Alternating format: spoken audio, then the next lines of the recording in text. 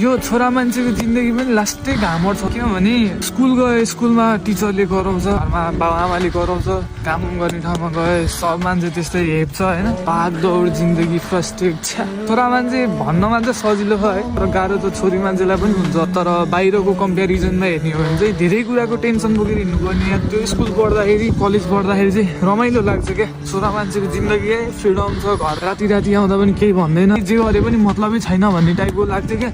छोरा मान्छेको जिन्दगी मोज छ लाग्थ्यो। जब घर छोडेर हिँड्छ नि होइन, त्यसपछि चाहिँ थाहा हुँदो रहेछ असली लाइफ, मान्छेले गर्ने व्यवहार चिनिँदो रहेछ, आफन्त चिनिँदो रहेछ, घर परिवार चिनिँदो रहेछ, आफ्नो लाइफ नै देखिँदो रहेछ क्या। घरमा हुन्जेलसम्म बाबाआमाले पकाएको खाउन्जेलसम्म मात्र रमाइलो मोज मस्ती होइन, केहीको दुःख पीडा होइन, घर परिवारको जिम्मेवारी बोक्नु नपरुन्जेलसम्म मात्रै रहेछ क्या छोरा मान्छेको लाइफ चाहिँ। मजा चाहिँ होइन, जब घर छोडेर हिँड्छ नि छोरा मान्छेले, त्यसपछि देख्दो रहेछ क्या लाइफ के हो, कर्तव्य के हो, संस्कार के हो, कुन ठाउँमा कसरी हिँड्नुपर्छ, कुन ठाउँमा कसरी बोल्नुपर्छ, सब कुरा सिक्न पर्ने रहेछ क्या। हुन त छोरा मान्छेलाई मात्र होइन, छोरी मान्छेलाई पनि गाह्रो हुन्छ घर परिवार सम्हाल्नलाई, धेरै कुरामा गाह्रो हुन्छ होइन।